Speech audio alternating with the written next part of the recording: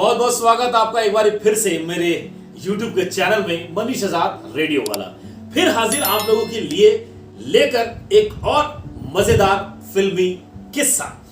कितनी सारी कभी कभी ऐसी बातें होती है कि आप जानना चाहते होंगे कि आखिर ये फिल्में बनती कैसे हैं, आखिर फिल्मों के पीछे क्या होता होगा, क्योंकि जो पर्दे पर नजर आता है हमारा ध्यान वहीं तक जाता है, लेकिन उसके पीछे जो 500, 700, 1000, 800 लोग काम करते हैं, हर किसी के प्रोफाइल में एक नाम जुड़ता है कि हमने ये फिल्म करी है।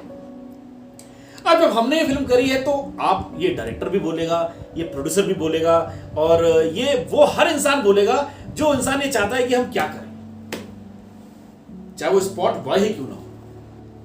ऐसा ही सब कुछ मिलाकर कुछ बातें उस समय ऐसी रोचक हो जाती हैं जिन बातों को फिल्म में रिलीज होने के बाद पता लगता है। ऐसी एक बड़ी बैनर की फिल्म, बड़ी फिल्म जिसका नाम भी अपना आप में बड़ा और सुपर डुपर हिट फिल्म, एक नहीं 5 अवार्डों से नवाजी गई फिल्म।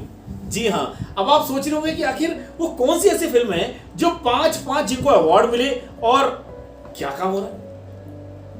1985 मंदाकिनी, राजीव कपूर। आप इन दोनों से आपको बखूबी समझ में आ गया होगा कि मैं किस फिल्म की बात कर रहा हूं। जी हां, राम तेरी गंगा मैली। लेकिन जब यह फिल्म की बात आती है राम तेरी गंगा मैली, आखिर इसके गीतों की रचना हुई कैसे, आखिर वो कौन सा गीत है जिस गीत के पीछे राज कपूर साहब धर्म संकट में पड़ गए। कौन वो इंसान था जिसने उनको उस धर्म संकट से उबारा, बाहर लेकर आए, क्या था आखिर ऐसा। भाई जिस फिल्म को 5 अवार्ड मिल गए हों, बेस्ट डायरेक्टर का अवार्ड मिला, बेस्ट म्यूजिक डायरेक्टर का अवार्ड मिला, इसके साथ साथ बेस्ट एडिटर का अवार्ड मिला, बेस्ट फिल्म का अवार्ड मिला, बेस्ट आर्ट डायरेक्टर का अवार्ड मिला, बावजूद उसके कहीं ना कोई पेच फंस ही जाता है। ऐसा ही हुआ जब एक गीत के लिए राज कपूर साहब इतने परेशान हो गए थे। यह फिल्म बनने से पहले की बात है। अब आप सोचेंगे मनीष भाई फिल्म बनने से पहले, जी हां, राज कपूर साहब इतने बड़े धर्म संकट के अंदर फंसे हुए थे कि इस धर्म संकट को तोड़ने वाला कोई और इंसान नहीं, इस फिल्म के संगीतकार रविंदर जैन साहब थे। उन्होंने इस धर्म संकट से राज कपूर साहब को बाहर निकाला। कैसे? रविंदर जैन साहब एक शादी के समारोह में अपने दोस्त के बेटे की शादी, आप समझ सकते हैं, उस शादी के अंदर वो एक गीत, भजन, कुछ भी कह लीजिए, वो गा रहे थे। एक राधा एक मीरा, आप सभी लोगों को पता है ये अपना आप में एक कमाल की रचना थी। जब वो गा रहे थे तो उसी समारोह के अंदर राज कपूर साहब भी मौजूद थे। अब राज कपूर साहब भी वहां थे, सभी के सभी थे। बहुत सारे राज कपूर साहब को वो बड़ा पसंद आ गया। हालांकि राज कपूर साहब रविंदर जैन से पहले भी मिलते रहे और उनको पहले भी उनको पसंद आए, लेकिन अचानक से उनके मन के अंदर आया, ये सुनकर एकदम से उनको बड़ा अच्छा सा लगा। जैसे ही वो समारोह से रविंदर जैन साहब मंच से उतरकर नीचे आए, राज कपूर साहब ने रविंदर जैन का हाथ पकड़ा और इधर आए, लेकर खोपचे में कोने में ले जाके रविंदर जैन साहब से राज कपूर साहब क्या बोलते हैं, रविंदर ये गीत अभी तुमने किसी को दिया तो नहीं है? That's called a smartness. Ravinder Jain साहब सीधे सरल इंसान, उन्होंने तो बोला नहीं राज साहब, मैंने अभी ये गीत किसी को नहीं दिया है। इतना सुना और कपूर साहब की आंखें, अरे बिना देर करे राज कपूर साहब ने जेब में से खटाक से ₹1 निकाला और रविंदर जैन साहब के हाथ में दे दिया। ₹1 देते ही उन्होंने बोला कि ये गीत रविंदर मेरे लिए रिजर्व कर दो, ये गीत मुझे चाहिए। रविंदर जैन साहब ने कहा, भाई खुशी भाई, एक गीतकार का गीत अगर किसी फिल्म के लिए लिखा जाए, एक गीतकार के लिए उससे बड़ी बात क्या हो सकती है। यही हाल हुआ रविंदर जैन साहब का। उन्होंने खुशी वो मंजूर किया और मान लिया।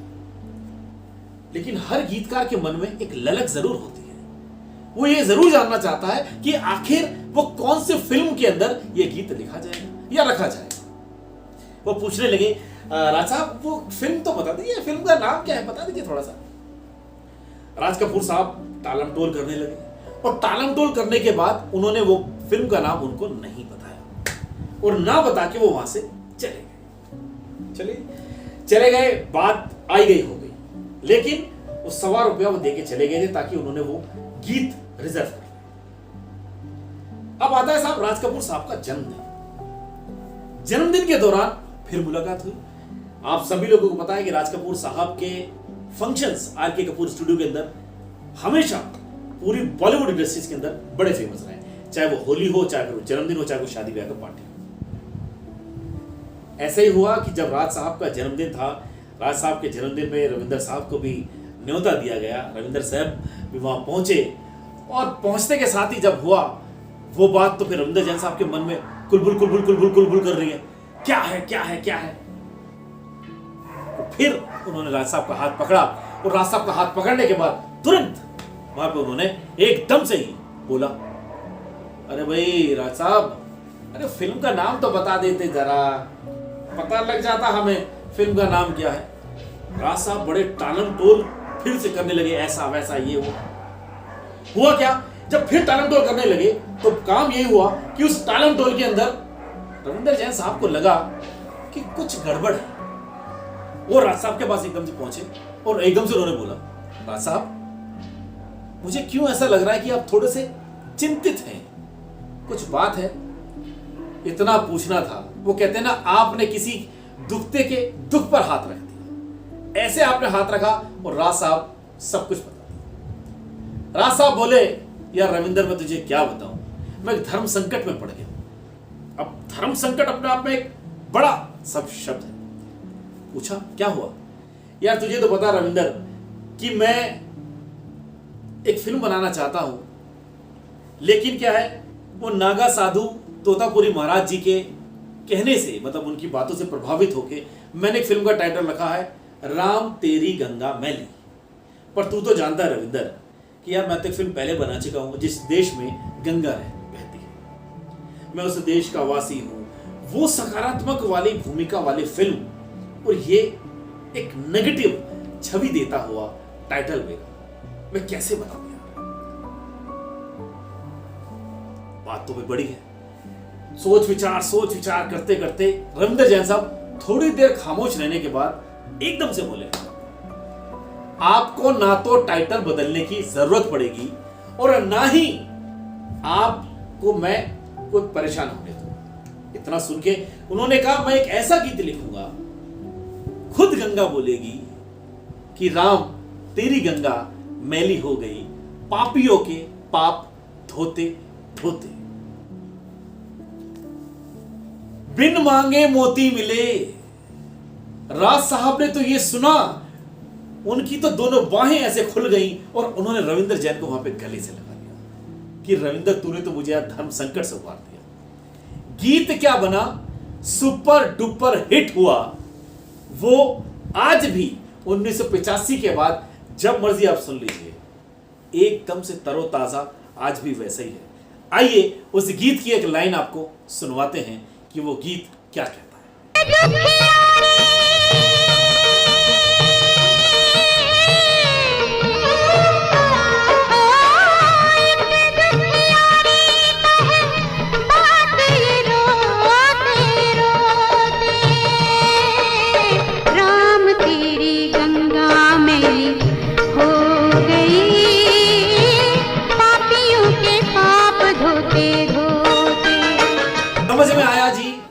ये वो गीत, और इस तरह से रविंदर जैन साहब ने राज कपूर साहब को एक बहुत बड़े धर्म संकट से उबारा।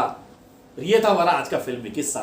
जिस इंसान ने ये फिल्म करी वो कहता है ये सुपर डुपर हिट फिल्म मैंने करी थी, इस फिल्म का मैं भी हिस्सा था। आप भी हमारे इस फिल्मी किस्से के हिस्सा बन सकते हैं हमारा चैनल सब्सक्राइब करके, हमारे चैनल को आगे बढ़ाकर। अगर आपको लगता है कि ये जानकारी आपके काम की है, आगे बढ़ाइएगा।